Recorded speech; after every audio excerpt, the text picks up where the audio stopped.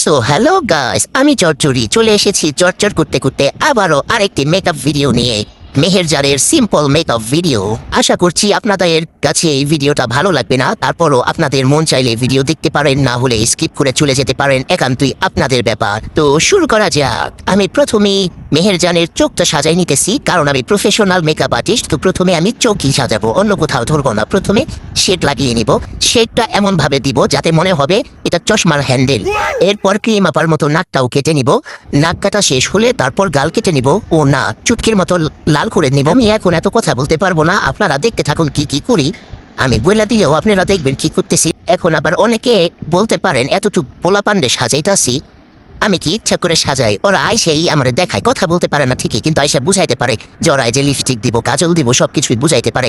আইসা সুন্দরভাবে বই সাজার, একটু মরে না, পাখা বুড়িদের মতো পুরো নড়াচড়া নাই, কিছু নাই, এত সুন্দরভাবে দিতে দেয়। মেহেরজানের চেহারা দেখলেই আপনারা বুঝতে পারবেন ওই যে কি পরিমাণ খুশি ওর মামি ওরে সাজাই দিতেছে। কিন্তু আমার একটাই দুঃখ, ওগরে আমি আমার এত দামি লিপস্টিক দিয়ে দিই আর ওরা শুধু লিপস্টিক খাইয়ে ফেলে। এটা কোনো কথা? লিপস্টিক খাইতে হইব কেন? যাই হোক, তারপর ওকে একটা টিপ দিয়ে দিলাম। আমি ওকে নিচে নিয়ে গেছি, পরে ওর নানু বলতেছে যে আবার টিপ দিস কেন? আসলে ওর নানু তো বুঝতেছে না ওরা যে আমি চোখের শ্বাসটা অনেক সিম্পল দিয়ে ফেলছি, যে কারণে ক্যামেরাতে বোঝা যাচ্ছিল না ওর চোখের শ্বাসটা ভালো মতো কি ফুটতেছিল না শ্বাসটা। এই কারণে টিপটা দিয়ে দিছি আর লাল লিপস্টিক দিয়ে দিছি যাতে শ্বাসটা ফুটে।